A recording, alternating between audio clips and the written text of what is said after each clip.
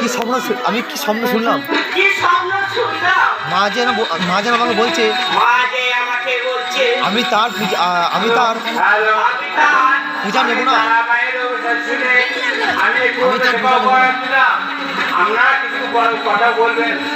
আমি আর তো নেব না।